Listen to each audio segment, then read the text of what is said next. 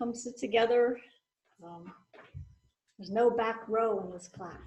It's a small class, so don't be shy. There's only like 10 people in the room. Hi, good to see you. Okay. There you go. See? Now you'll be able to hear better too, because I'm not using the microphone. So today we're going to continue our discussion about patience as the antidote to anger. Anger being one of the primary afflictions. And so we're continuing in the text by Shantideva, Guide to the Bodhisattva's Way of Life. And we're starting roughly around verse 72, somewhere in there. So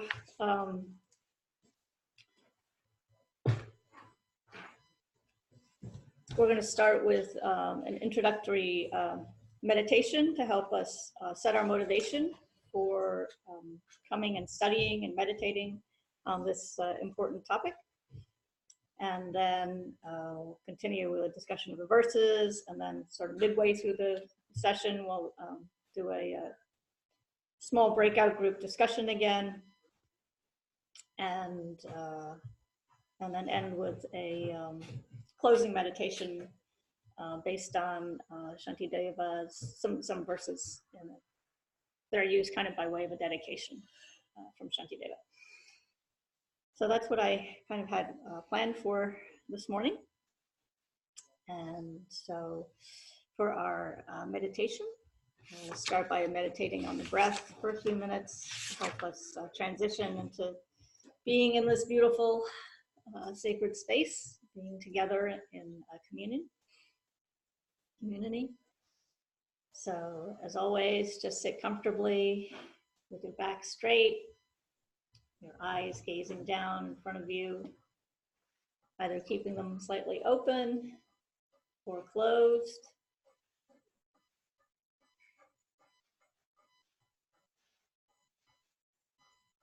Relaxing into the sounds in the room, the freshness of the air.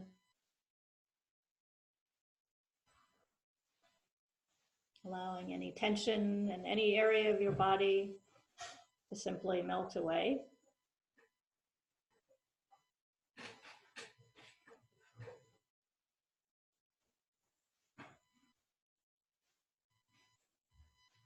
Relax into the natural rhythm of the breath.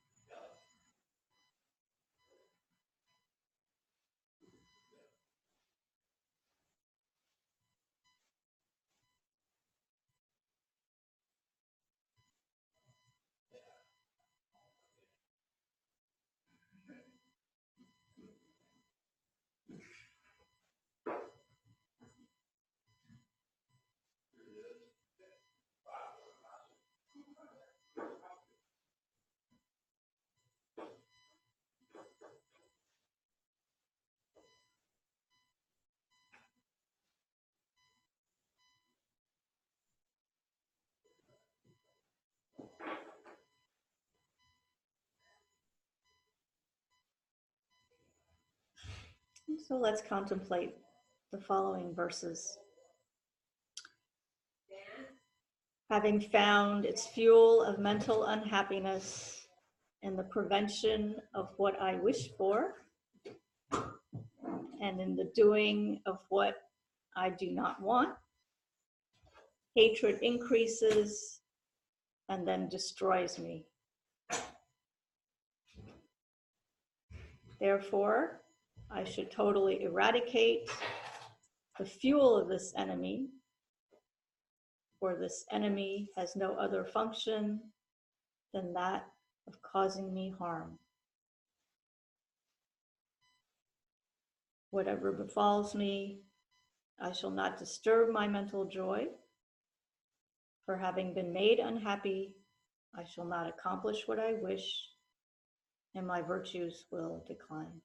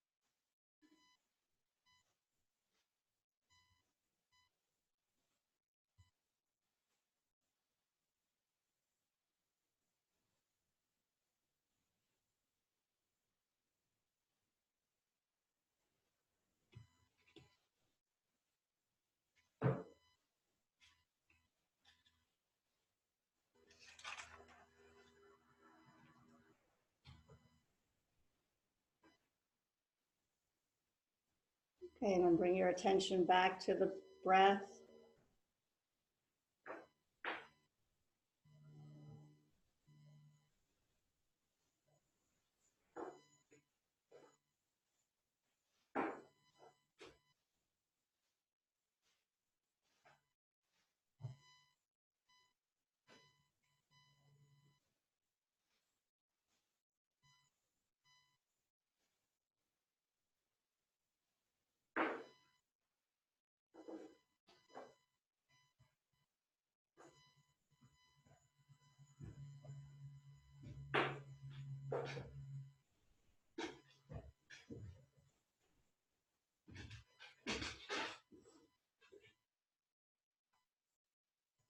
And when you're ready, open your eyes.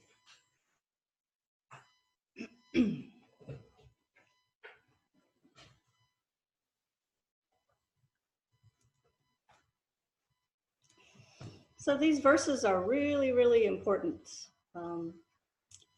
And very inspiring.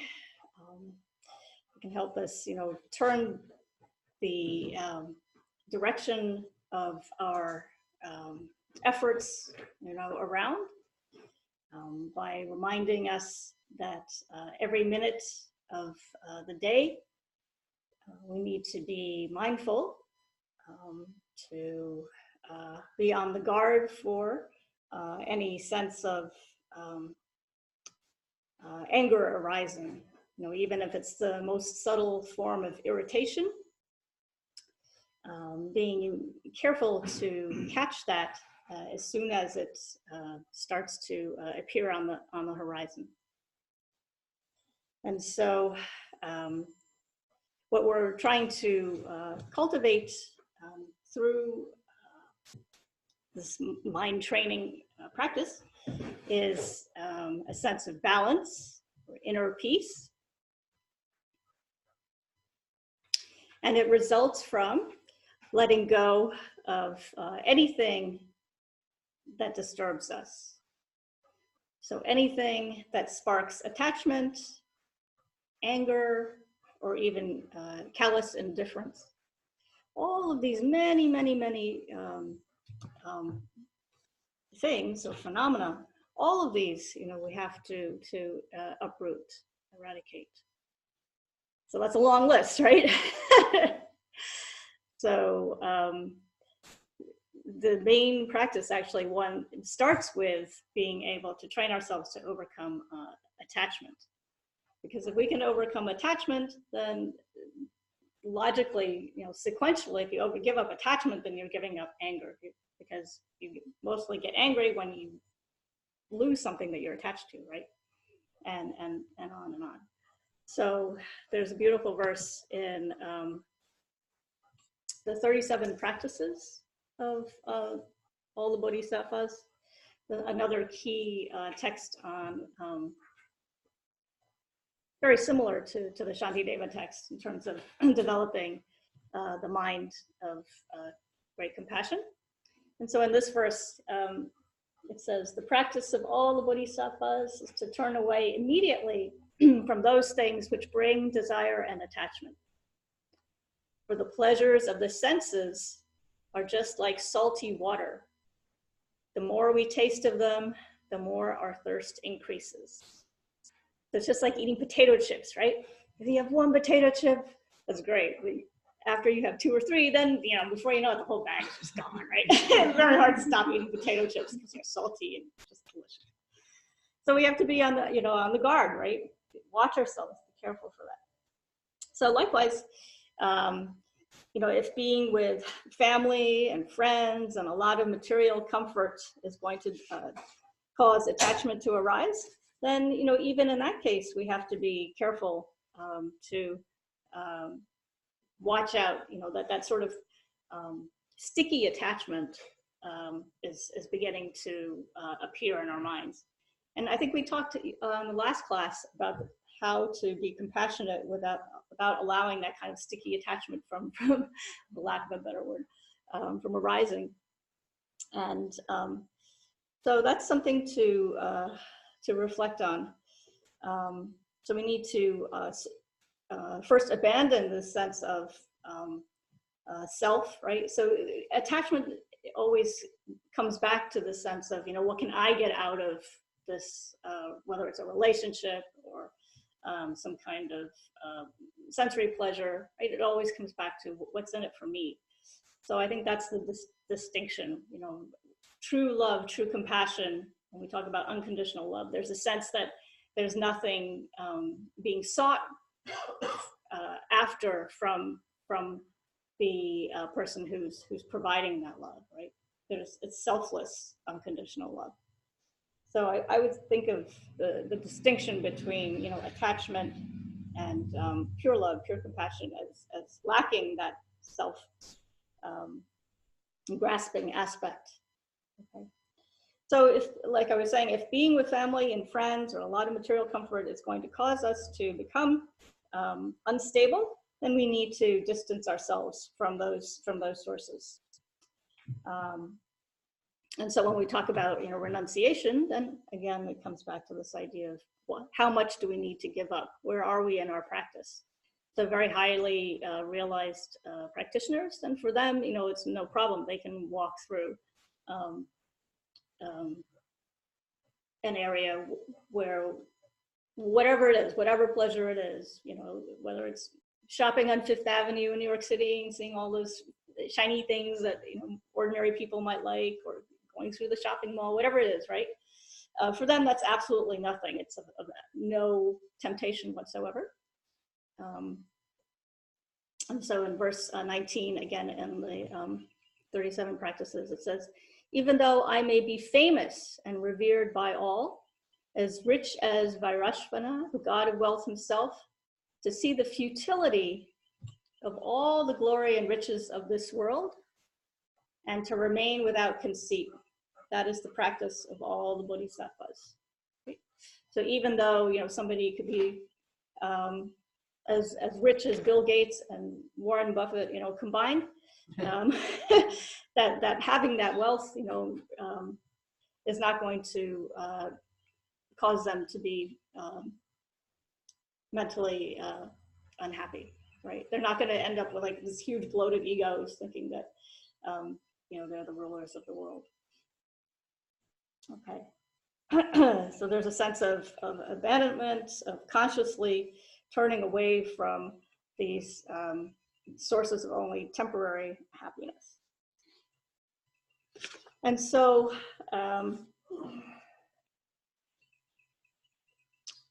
I think that, you know, in the age that we find ourselves in now, we find that samsara, you know, the way in which we create our own conditioned happiness, has become extremely individualized, very personalized. Like you can really dial in or dial down, whatever it is, dial up, dial down your own personal version of happiness, right? So you can be very specific these days. There's so many choices.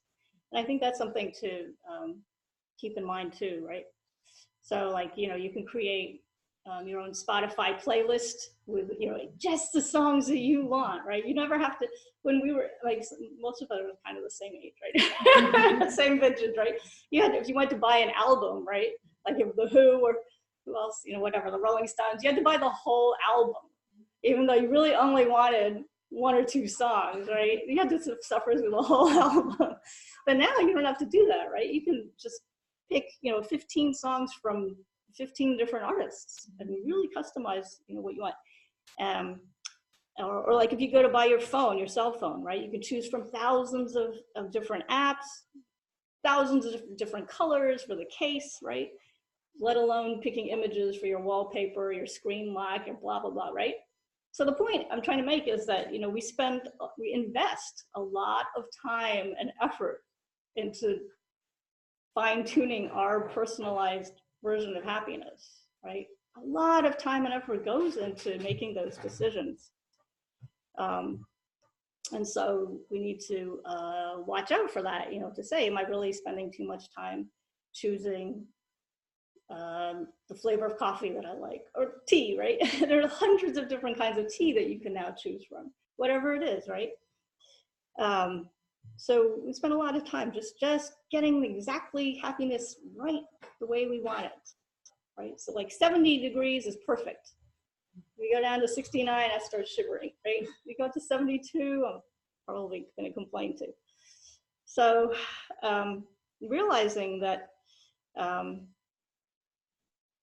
we also need to think about, from going back to this topic of patience, right?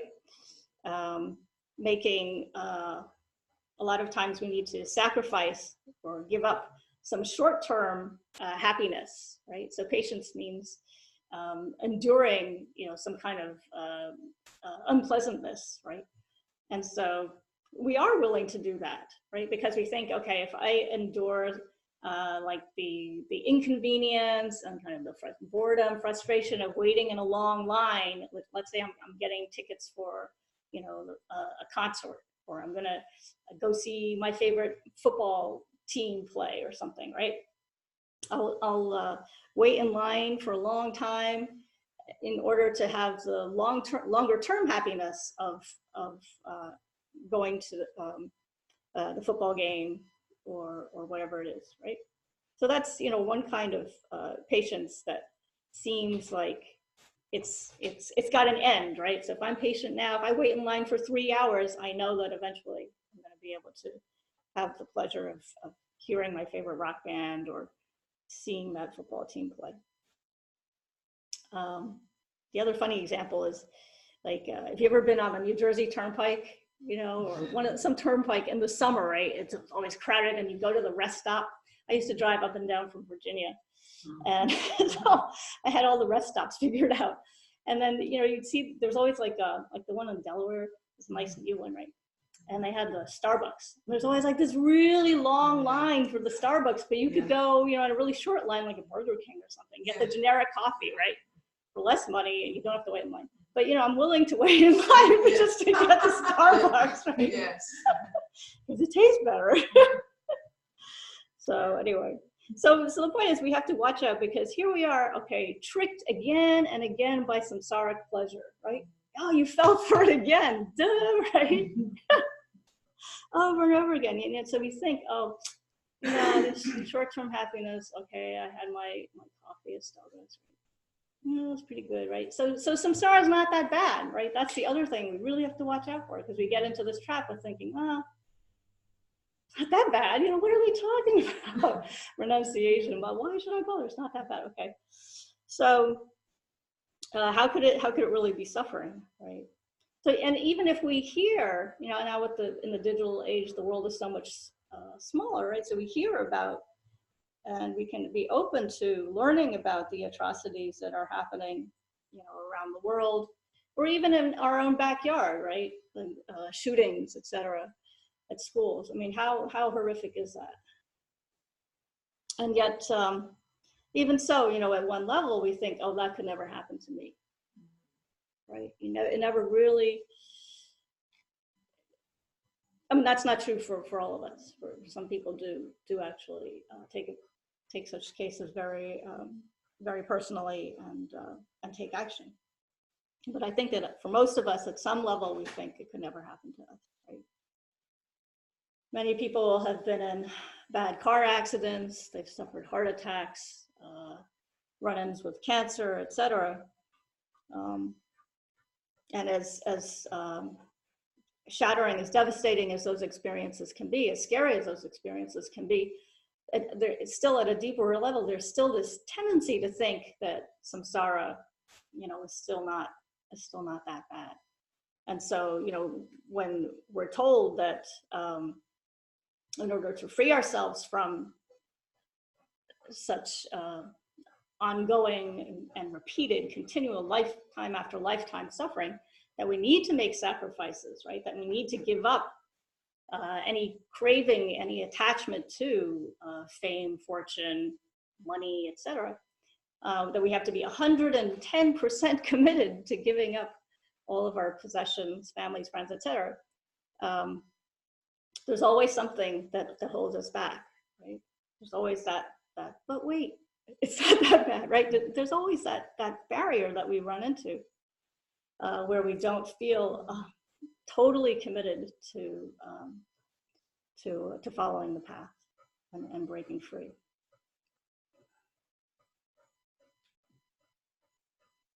So as long as our minds are controlled by attachment, and our minds are easily disturbed, then, for example, like our relationships, our family relationships, or relationships between a husband and a wife, or boyfriend, girlfriend, or whatever, there'll always be the tendency for there to be suspicion in the relationship, right? Again, coming from attachment, oh, that person, my companion might go and find somebody else, that he or she likes better, or might be cheating on me, or might be whatever, right? And so as long as our minds have that sense of, well, that person's committed to this relationship, that person's committed to me, right? And so I need my feelings, my sense of identity validated by our relationship. All of that can create tension in the relationship, right? So again,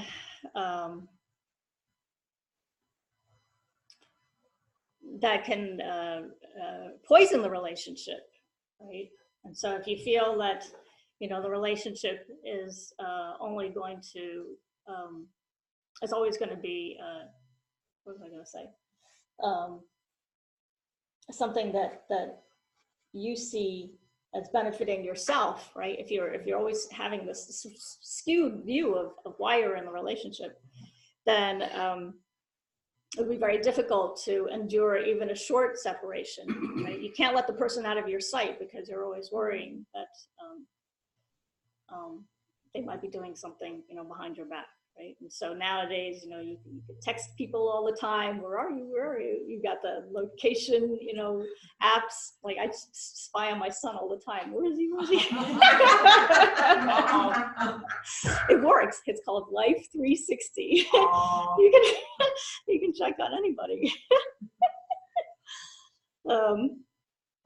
Right? You can put security cameras inside your house. See what your dog is doing. Spy on my dog. Spy on your cats. It works for them too, right? Spy on the outside of the house. You can watch the deer and the neighbors go by. All kinds of stuff. All comes from that mind of attachment. All right. So a healthy relationship, going back to family and friends, right? A healthy relationship with true love is not tainted by attachment, but rather comes from a sense of trust, respect for the other person, true consideration, right? It's not just about, you know, meeting your needs. It's a relationship that kind of transcends, you know, both people's individual needs. And so there were some verses in Shantideva. Let's see.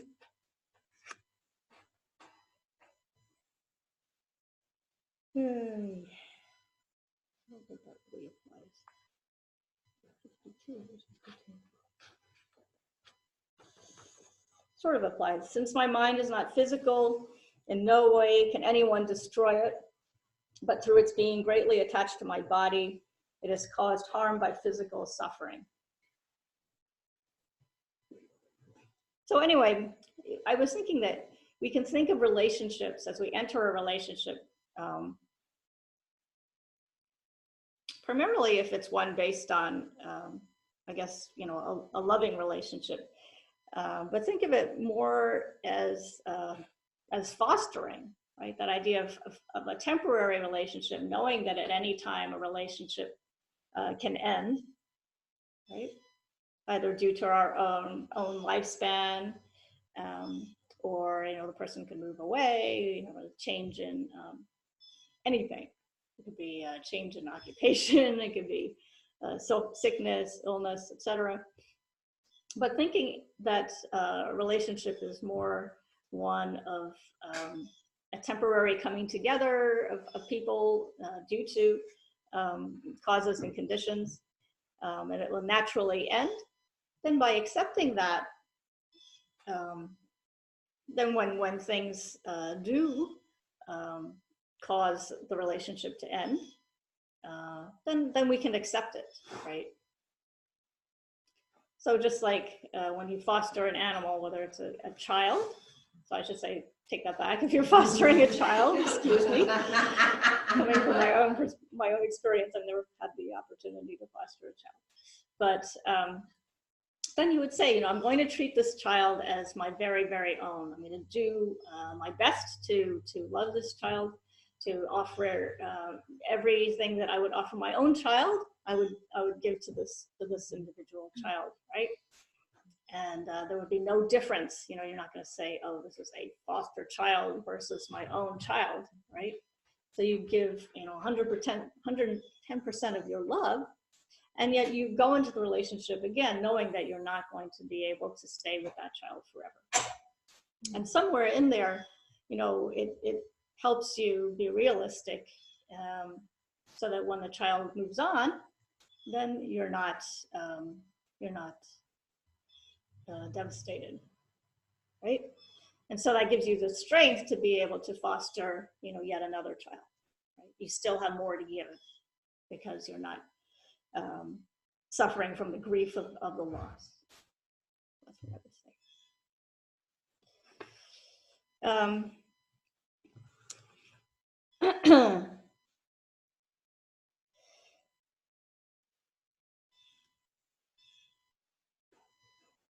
So going back to more to this topic of patience. So and the idea of holding, if we hold ourselves as supreme, right? If we have a very strong sense of self-grasping, self-cherishing, then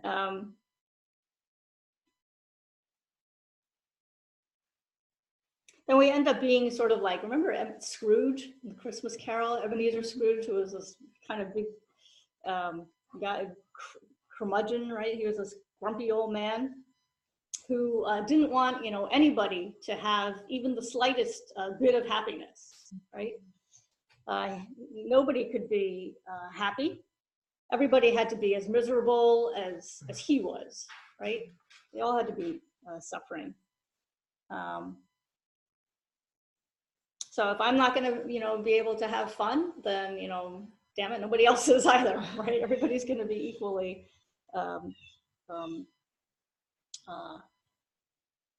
unfun. Create a new word. And you can see examples of this, in our all the time, right? Around us all the time. Like if I, especially like in the office, right? If I didn't, if I am not able to work on this project, and be the team lead, well, I'll make sure that nobody else can either. I'll make your life miserable if you do end up being the team lead. I'll make sure that the project doesn't, succeed. And it's not always, very obvious, but people can control access to resources. Like, you really need access to a database or something. Well, oh, sorry, I'll get to you. I'll give you the permissions that you need to get the job done when I come back from lunch, or something. And then they go on an extended lunch break. And oh, sorry, I got busy with something else. You can see those obstacles being thrown up over and over again, right? Or you're getting really close to, I don't know, whatever it is, maybe publishing a paper that you've worked on really, really hard, and just one more editorial review. Oh, I didn't see something, on that last page, that obscure footnote. Did you check that reference? People can come up with all kinds of last minute obstacles, right? And it comes from that. It could be that same mindset. If I can't do it, if it's not all about me, then I'm going to make sure that nobody else succeeds as well. People can make things very, very difficult. And people like that, right? I mean, we all have those tendencies, but taking Ebenezer Scrooge as the paramount extreme, right? People like that end up being pretty much lonely and isolated, right? They end up staying at home in some dark, musty old house, yelling at Alexa and talking to Siri. That's about it.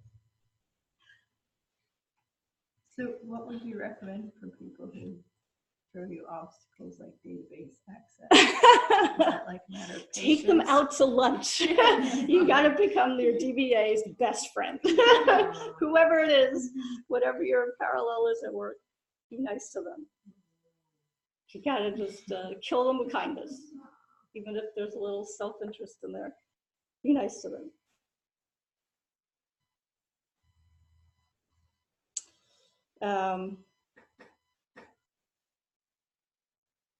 So the verses that we're looking at here, starting in the 70s,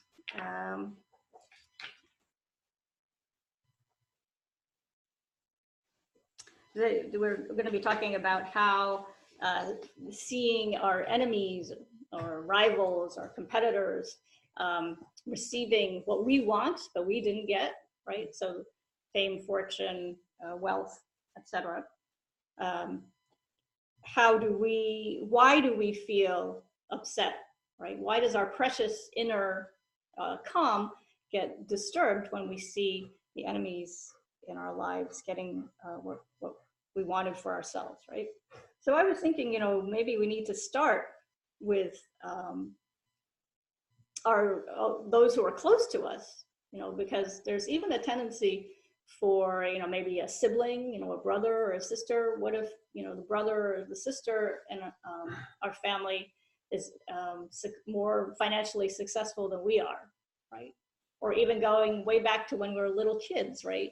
There's always maybe some, if you had I had a brother, so maybe we competed maybe for my parents' attention,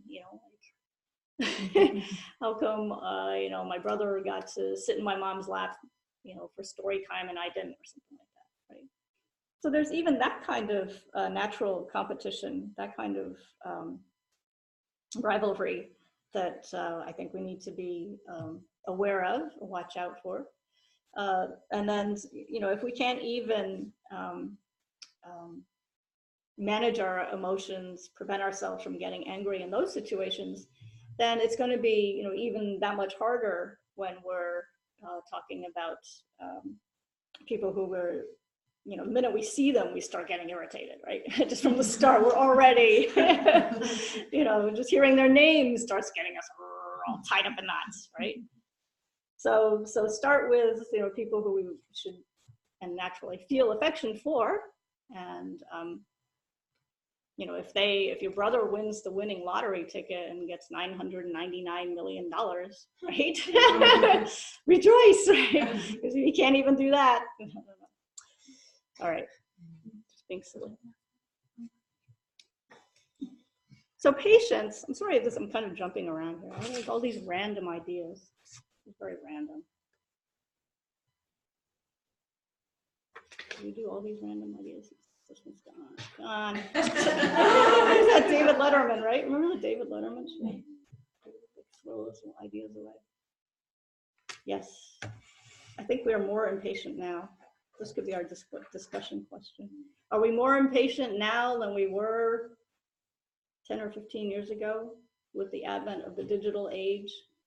It's not just like fast food, it's like click, click, click. Think about that. I think we are. Okay. So patience comes, going back to Ebenezer Scrooge and this whole idea of the big ego, right? So patience comes or goes hand in hand with humility, right? So humility, being the opposite of being an egomaniac, right? It's the opposite of having strong pride, arrogance. Somebody who's humble is somebody who doesn't always have to be right, is willing to bend, when the strong wind comes, bend a little bit. Maybe you are wrong, or maybe you just need to see things in a different light versus standing, up straight and tall and yelling back, right? Okay. So there's a verse again from 37 verses. Verse 27 is right here.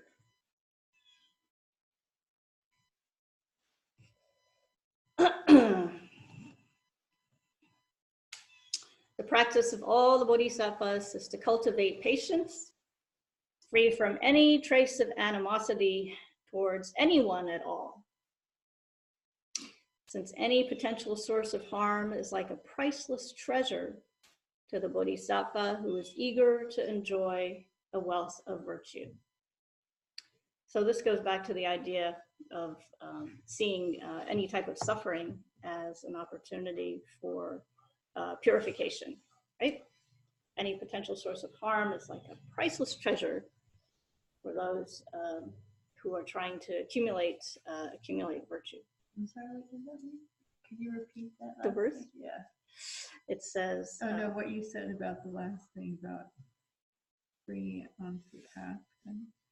So in some of the previous verses in the Shantideva text, we talked about how any difficulty that we experience, any suffering, any guy who's criticizing you or in any way causing you harm, that those are opportunities for purifying the karma that caused us to experience that suffering in the first place. Thank you. Okay, so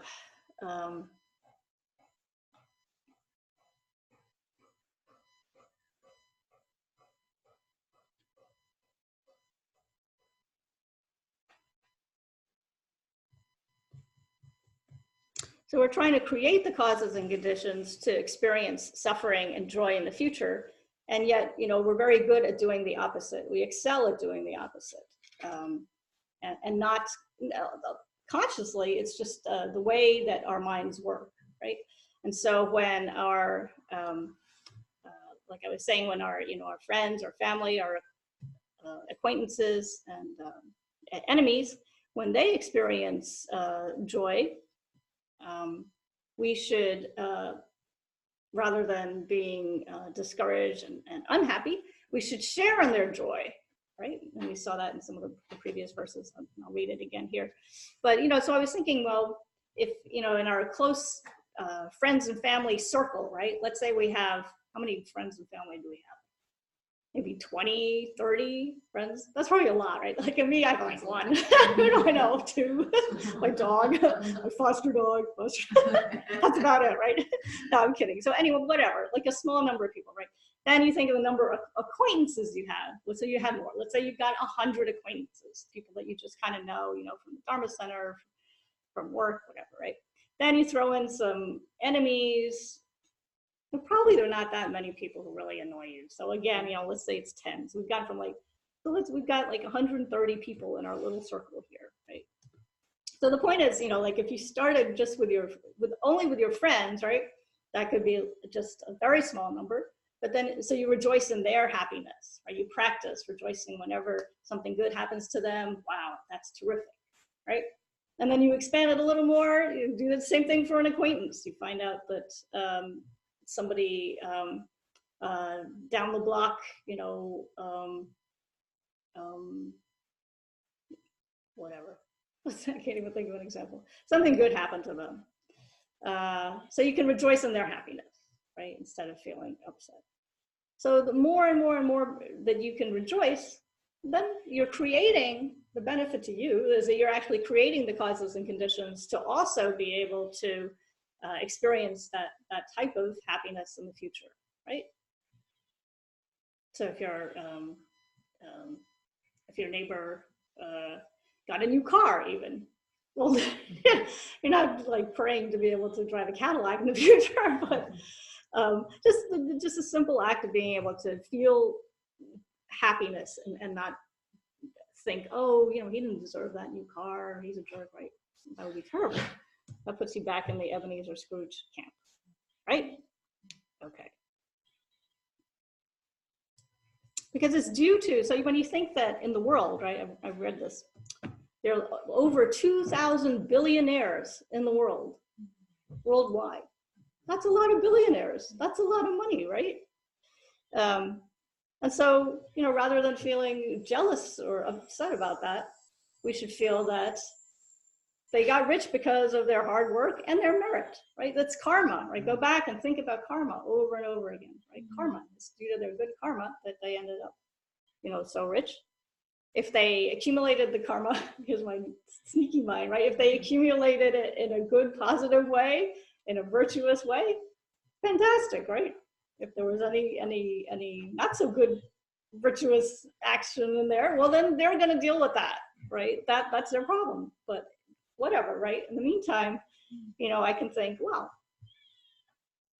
that's their karma. I can rejoice in that. That helps me retain and strengthen my own sense of inner joy. Okay? So less attachment, meaning you have less stuff, you're accumulating stuff because you have less attachment overall in your mind. That means more happiness, right? Less anger, contentment. That's my equation.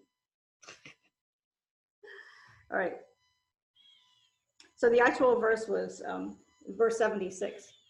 Should someone else find joyous happiness upon praising my enemy as an excellent person, why, mind, do you not praise him too, and likewise make yourself happy?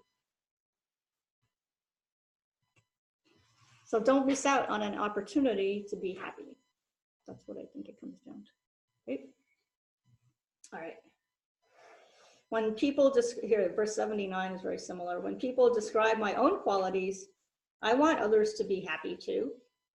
But when they describe the good qualities of others, I do not wish to be happy myself.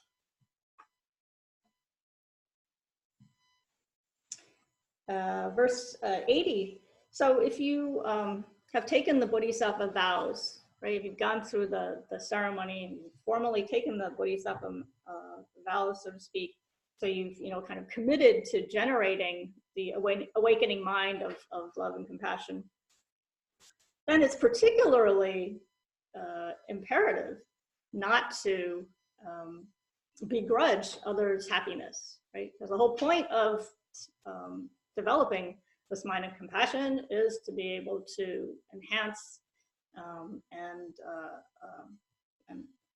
cultivate, compassion.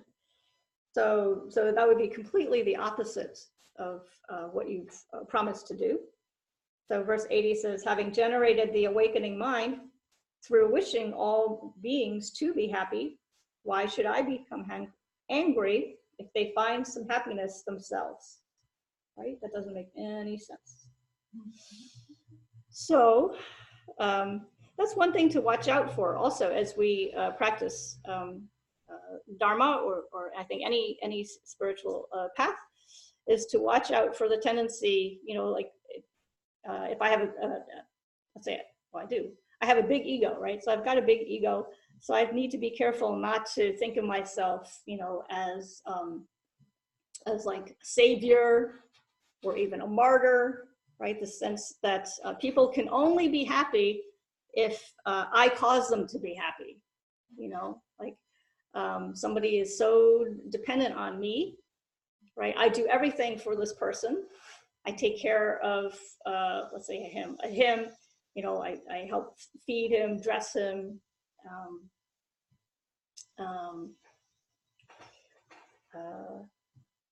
to the point that, if anybody else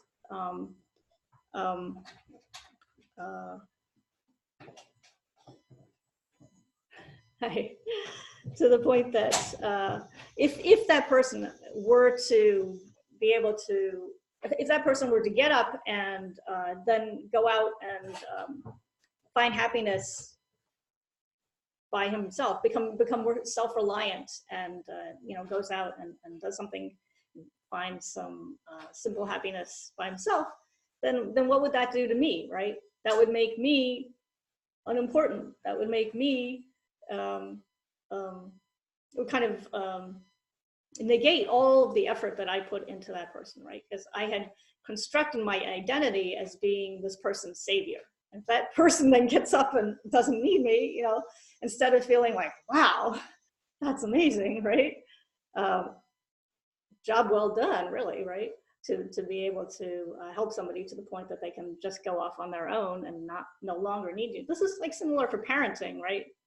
It's kind of it's really a kind of in some sense a parenting thing. If you do a good job and your kid grows up and walks out into the world and doesn't need you, that's the biggest compliment, right? But anyway, going back to this idea, right? So being careful to not come up with this sense of, people can only be happy if I cause them to. I've made so many sacrifices to that person. How dare they go out and find happiness there without me? Because there's that tendency. Okay. Yeah. I was thinking how caregiving is. I caregived for my father. Yeah. And I think in the beginning, like before we had more aides helping out and stuff, there was this idea that you had things perfectly done, that only you could do it perfectly. Right. And it's true. Like sometimes the certain aides, they don't have the heart in it. They don't have like the detail of it. But then, in time, it's good for you to let it go a little bit. Maybe another way would work out in the long run. And that's when you recognize your attachment. You have attachment that things are perfectly done because you want the best for this love. Of course. So when you recognize that, it's okay. you know, like as long as it's done, you know, overall well, Yeah. but not to like minutia. Micromanaging, right? Yes, yes. It's hard. It's hard though. Yeah. Yeah. Yeah. Yeah, I can see that happening. Yeah. Good point.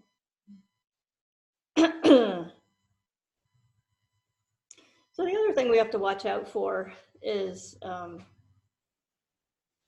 if something, just kind of thinking of this whole idea from the opposite perspective, right? So first we're talking about how if the enemy finds some happiness, then we should rejoice. So conversely, we have to watch out if something bad happens to somebody that we dislike, right? It's very easy to get excited, right? You feel happy because something bad happened to your enemy. That one happens very naturally, it seems, right? And you know, culturally, we tend to think that that's okay, right? So I was randomly, somehow, you know, the internet's so random. I saw this video. I don't know why this popped up. This is Facebook being evil. But anyways, it was interesting because it showed a short video of this girl who was in a high school lunchroom, right? And she's just sitting there, you know, with her hoodie over her head, and she's reading a book in the lunchroom. And then, you know, a bunch of, you know, hipster type girls came up and started, you know, teasing her and pouring, you know, yogurt over her head and snatching the book and ripping up the book and, you know, yelling at her and insulting her. And finally, and this is the point of the story, that, you know, she got up and she's like this black belt karate expert, and she kicks that out of all the people in the room, right? And everybody's, you know, then who had applauded her being, you know, tormented and bullied, well, she got them too, you know, like even the big guys, she took them down, everybody was gone, right? And then she just sits down and she goes back to reading her book. So, you know, on the one hand, the video made you feel like, wow, look at this kid, she got them. They got what they deserved, right? It's natural to feel that initially. But, you know, so this is something that I guess parents and kids, you know, peers would see. And so they would all go out and get black belts in karate too, right? So what kind of messaging, you know, does that send? So on the one hand, you know, I think from this spiritual path perspective, right, we're not saying that people should be doormats and you know, what should the girl have done, right? Particularly if she wasn't a black belt in karate, right? What are her options, you know?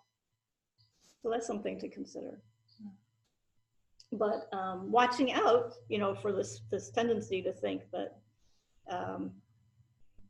they're rejoicing, you know, when something then turns around for the bad guy, when the bad guy experiences. I guess that's my one of my dilemmas that I think I'm getting through is, you know, liking being attached to justice and Right. karma as opposed to mercy. It's like I don't want to get more than I deserve actually. And I kind of, when someone does something bad to me, I don't really rejoice that something bad's happened to them, but it's sort of like, well, they created this, and it's Okay. like, and you get, if somebody is really evil and mean, and then gets rewarded for that, that's easy to get, not rejoice for them. I think I've gotten beyond that because it really doesn't bring you much happiness to be, to feel good if they get what they deserve. But it's sort of like the law of karma, isn't that? Right. The spiritual law that you do Right. what you deserve. That's a good way of thinking about it. Right. Is that a bad thing? I mean, feeling like in alignment with karma. Yeah, versus rejoicing that they. Well, I mean, just not getting upset. If somebody does something bad, should you? I mean, bad to you. Accepting that they get something bad is. Yeah, it would be similar. Thing, actually. Yeah. Well, so it's a reminder for ourselves in our own actions that, oh look, you know, due to karma. I guess the biggest spiritual step would be to feel mercy for them and to give them. Absolutely. They treat you badly. Absolutely. Do good for them. Absolutely. Yes, you're 100% right. Yeah. Yeah. And so in some of the previous verses talking about karma, it's exactly what you were saying. If somebody, if they abuse you, right, then the fact that you were there, like in the case of the video, right, the fact that the girl was there, and the kids, attacked her, in the long run, it's the kids who are going to suffer the karmic consequences of beating her up, right? And if she had not retaliated in anger, right, then she's going to pay in a karmic sense as well. One situation just happened to me now. I'm a veterinarian and a holistic vet, and a client was very demanding. I helped her dog for 9 years for very little money. The dog did great. And then 3 weeks, it wasn't doing great. She spent a few $100. She got really, really angry. And I really tried to be patient and explain to her that it takes time. And finally, she was so demanding and pushy. I just said, I don't need this. I referred her to somebody else. Now she just came back after a few months, and I gave her another chance. And again, she's showing her, and she's actually chants Buddhist things for years. Right? She's a Buddhist somewhere, not this kind. And she just chants all the time, and she's so full of rage. She says it's costing her now tens of thousands of dollars instead of $500 that she was blaming me, and I actually got the remedy for her. And she was like, and I didn't feel happy for her, but I'm like, I can't get involved with this. And she said, and she believes in karma, she said, why am I being punished like this? And I didn't say anything to her, but it's like, I'm just watching the law of karma. She created this whole thing herself. And I have to say, I felt bad, but I didn't want to be engaged. I didn't do anything bad to her, but I didn't want to be part of her rage. Right. So it was just interesting watching the karma work with her. And I felt bad. I actually felt bad. Exactly. It's just happened the other day. Imagine if she didn't chant all those mantras, she'd be really like. Okay, so that's a good segue into our discussion, actually. So let's do that. So group discussion. The question was, is based on verse 10. This is one of the most, and Geshe-la pointed this out when he was teaching, one of the most important verses in the whole chapter. Why be unhappy about something if it can be remedied? And what is the use of being unhappy about something if it cannot be remedied? What number were you in? Verse 10. Why be unhappy about something if it can be remedied? Like if you can do something, then what's the point of getting upset? Just get it done, right?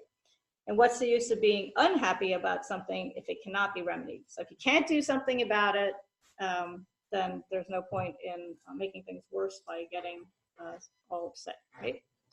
So I thought in our little group discussions, maybe we could keep that verse in mind and then share some ideas on how you practice patience.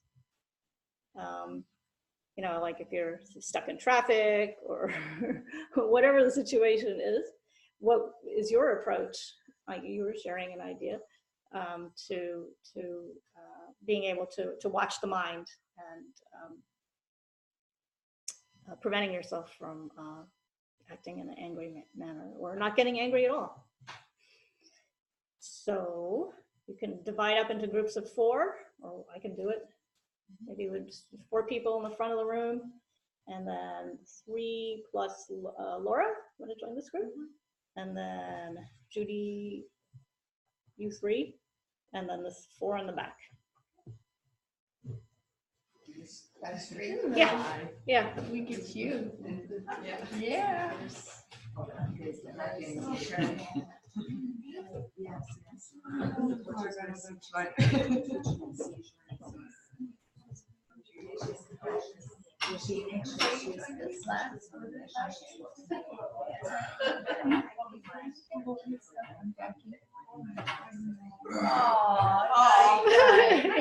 Somebody's tired. All right. He's tired. Get us some fresh air. For a while. My knee hurts too. Oh, You want cushion? No, I'm not gonna hurt my knee. So we're gonna go until 11:15. Yeah. Yeah, it is. It's kind of hot.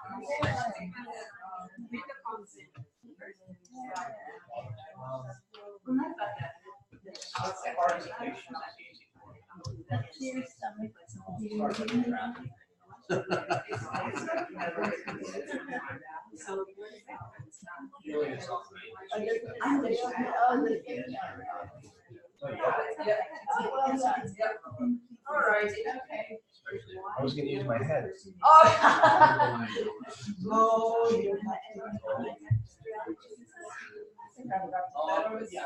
Because you know, if we just worry, and then what are you gonna do?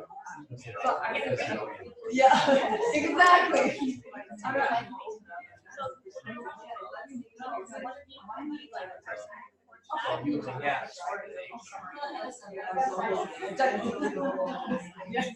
You're very articulate.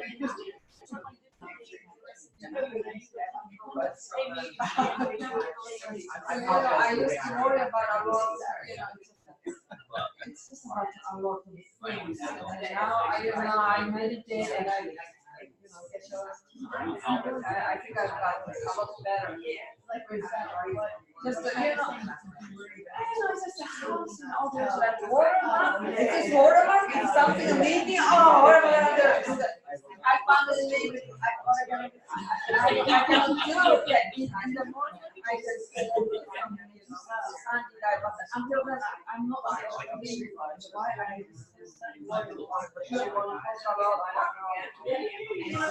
yeah, it's going, yeah. And it's, you have the deadline. Oh, yeah.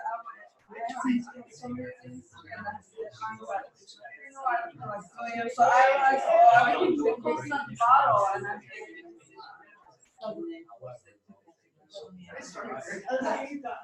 Yeah, I could recognize this one doesn't make me read the anywhere. It's just stress. It's not worth it. It is what it is. Yeah.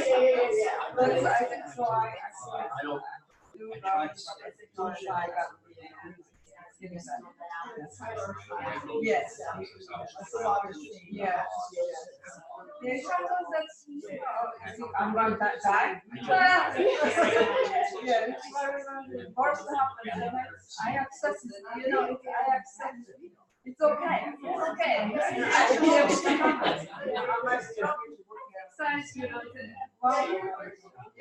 One obstacle at a time, and the next. It's okay. It's okay. I think, yeah. How about you? You're gonna start talking topic and then. For real, I just think that we only get one chance at this life, and when it's waiting in line, take advantage of every moment that you're here. There's some people that don't have that opportunity anymore because they're home. You gotta take advantage of every second. Prayers have no, whether you love the person you're with or you hate them. Always have. I do think a lot about this particular part of you.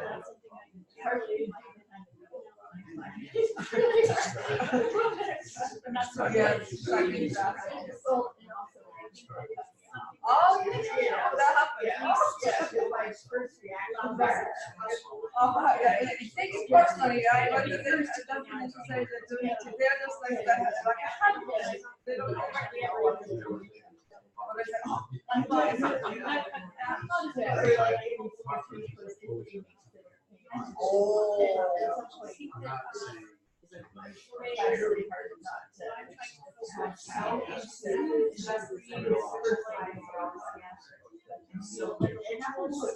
Oh yeah.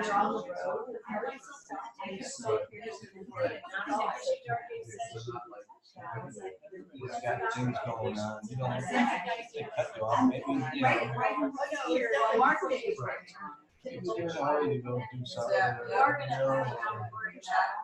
Wasn't intentional. Most times. Yeah. That's sort of Yeah, oh yeah, that was in the moment, yeah, we have to be very, very careful, right? Oh, that's not good, you know, this is how I do. So, yeah, yeah, I've noticed something that people that when you're in your own car, everybody's in their own little bubble. They can do whatever they want, right? And then when you go to the grocery store, people are picking their packages. And they still get the mindset that they're in their own world. And like if somebody cuts in front of them, instead of feeling like that, they just kind of look at us and look at it's pretty cool. It's pretty amazing how people react. Almost the same as driving a car, then pushing a carriage, but their etiquette is totally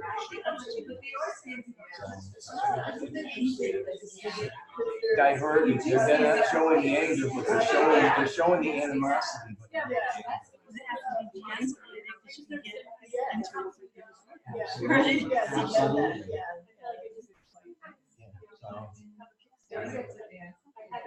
Watching that.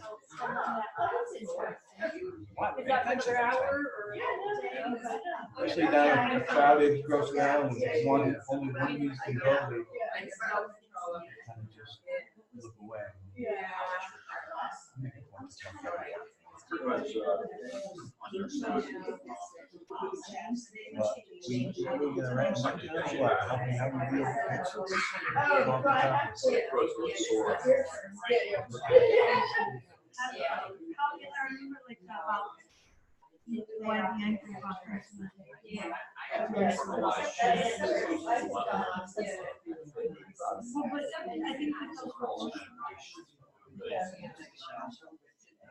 I guess on that topic, like I have a hard time categorizing things.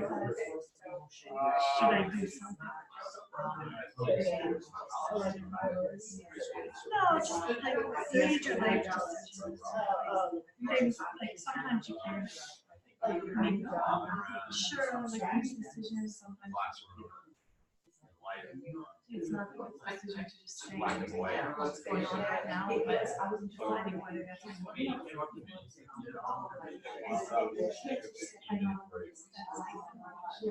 Take a little nap. It seems like a gray area.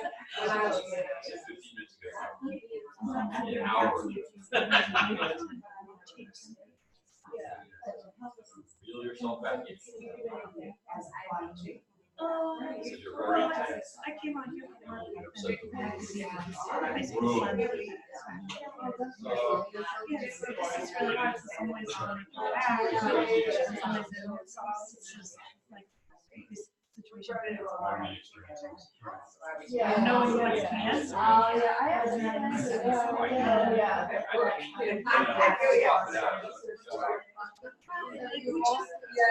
Because I would change that.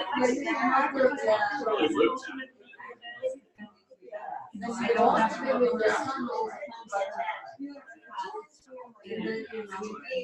And then you get frustrated and worried.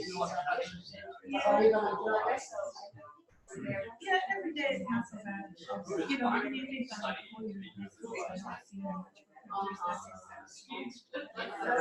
that kind of decision, but yeah. I don't know. I mean, I have to. You feel like you with all these people, I didn't feel like I was talking to them.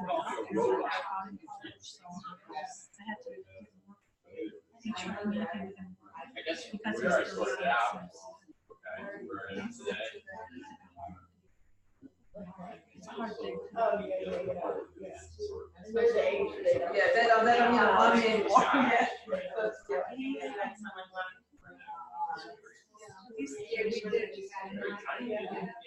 Yeah. No matter how crazy, how bad. That's just the situation. Yeah. That's frustrating. I think that's pretty frustrating. Yeah. I don't, yeah, and there's not right after.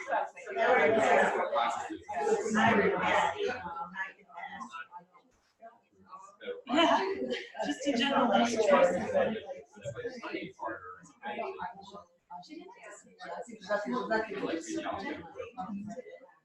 I was worrying about something that was out of my control.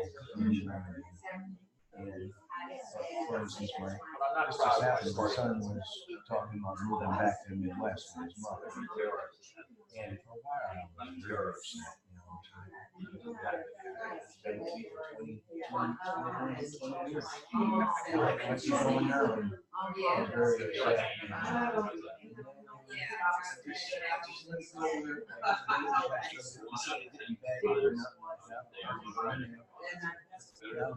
He's still there. He found a good job. He got good partnerships with friends. Gym membership. He's happy. For me, I guess, yeah, for me, it worked out. Because I'm not worried about it. But for him, he found his own way. Yeah, maybe suddenly he's moving back to his work. That doesn't mean that he doesn't want to be living there. He just wants to maybe look for new opportunity, maybe something new experience. I understand that the cloud, like, sometimes you need it. I think that's the kind of thing. I understand it. Every time I think about it,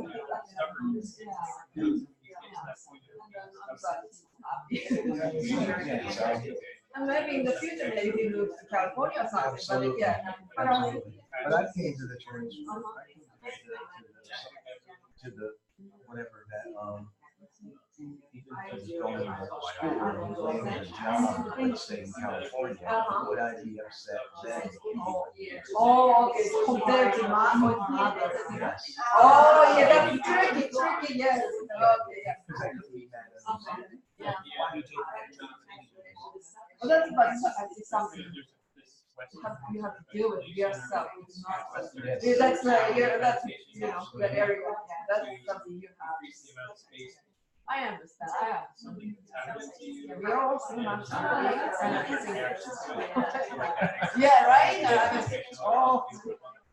I never thought it was blind flame, which is that, but the thing is, like, if he's there, he has his brothers, his sisters, his friends, and I can't replace that. Yeah. You know, if he comes out here and he's nobody, and I'm nobody, and I'm short of it. I realize, like, I think that's the way the parents force him to come. Didn't seem like it.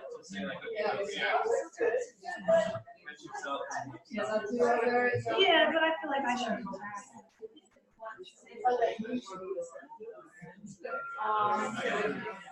Oh, okay. We got like 2 minutes, so if you want to wrap up your ideas, share. Okay. Just do a flow summary, let it all come out. First, we have the find solutions to it, I guess, So just it is what we can do. There's nothing we can do, and just observe the moment that's happening. Yeah. Very well. There you go. When we can pour ourselves, that's happening. And then stay away from the situation. Try to enjoy, she got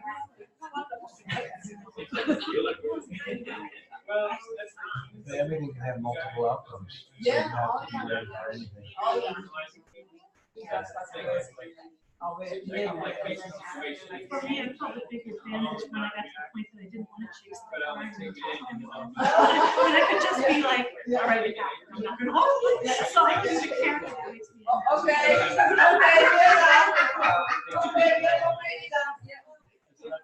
Hey, you guys are having too much fun again. All right. Well, that was good talk, good discussion. Yeah, that was very good. Yes.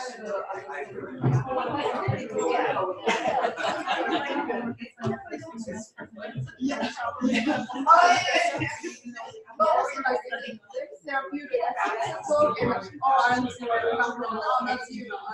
Know that I'm not going on the side.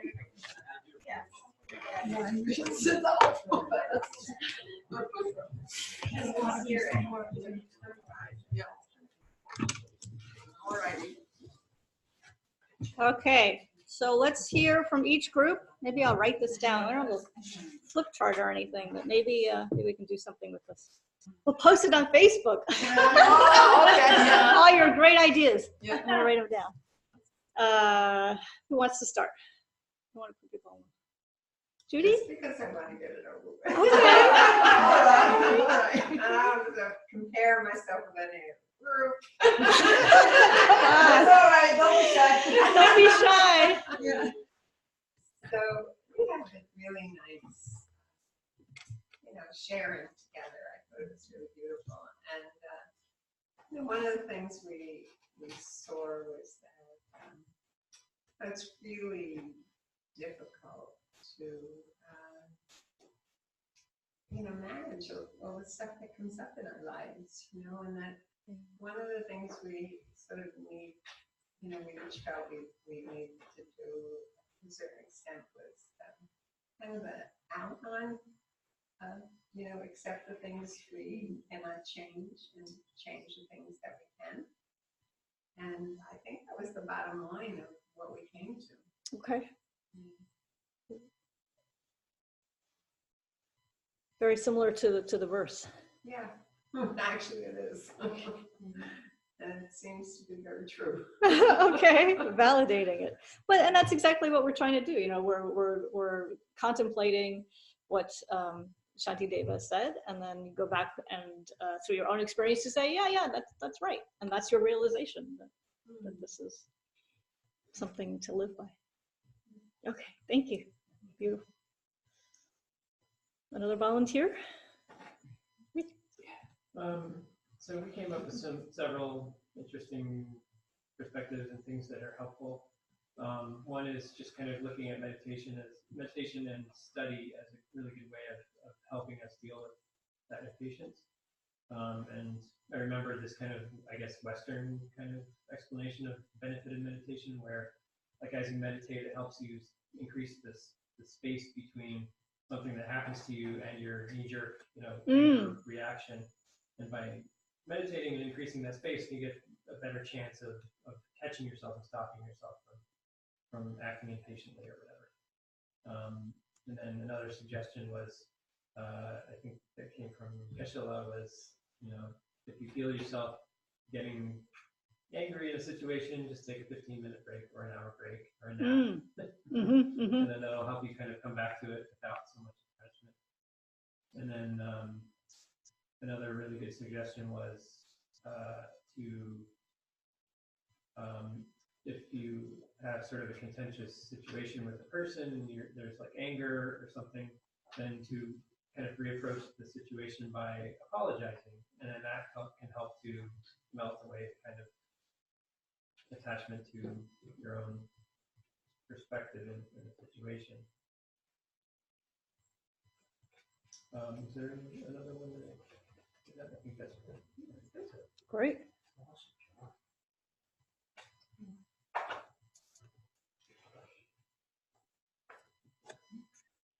I think we were not so organized, but we were.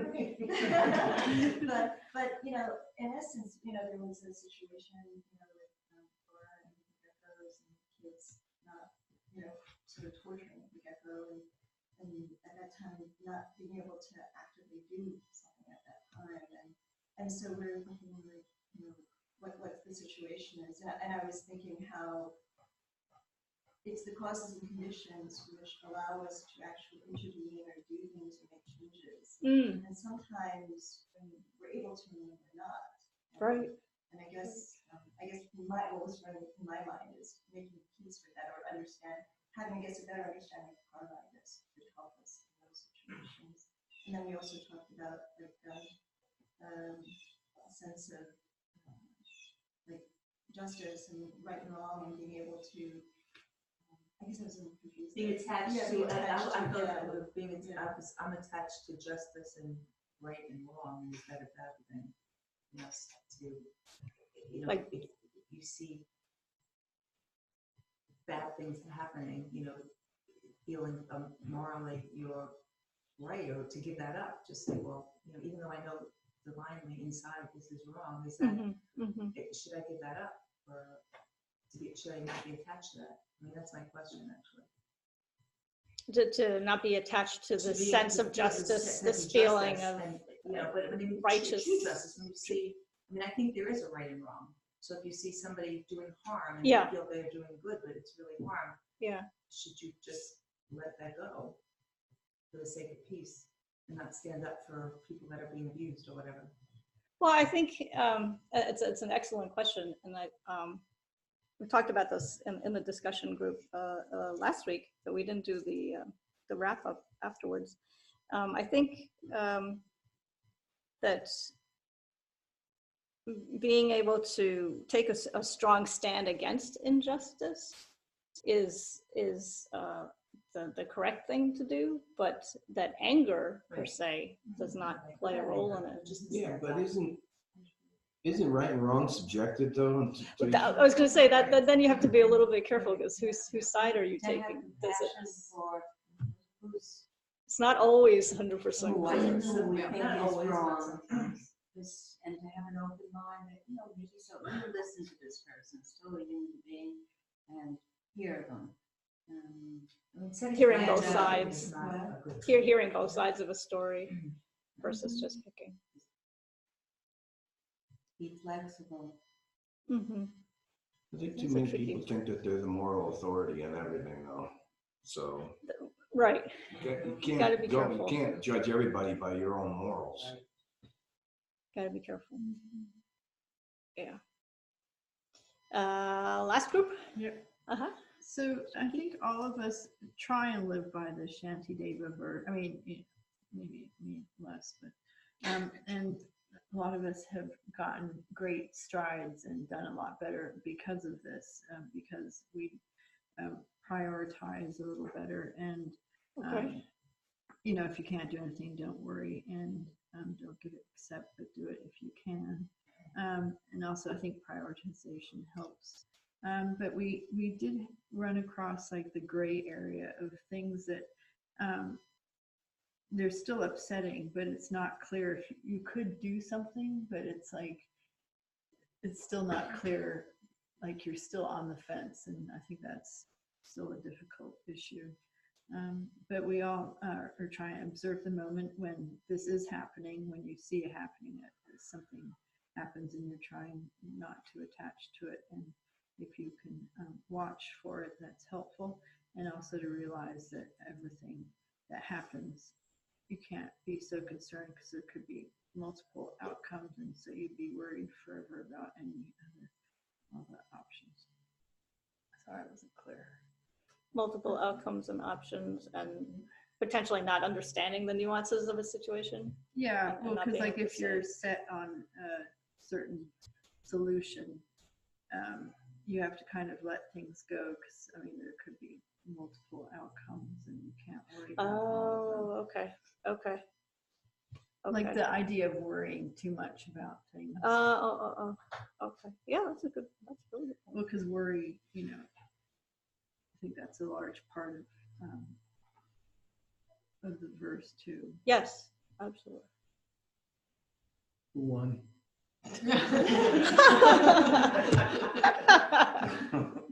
We're funny. Okay, great ideas. Very good ideas. Very good ideas. And being able to, you know, at the end of the day, go sit down, and when you're doing even when you're just getting ready to go to sleep, think about the events of the day. Think about how you reacted in all the different situations. And take, you know, a minute to see whether or not, you know, you made any adjustments. Has there been any change in your approach to daily life? You know, has studying the Dharma, reflecting on these verses, doing your meditation, had any change, had any effect? So we'll just close with the verses. I don't know exactly where.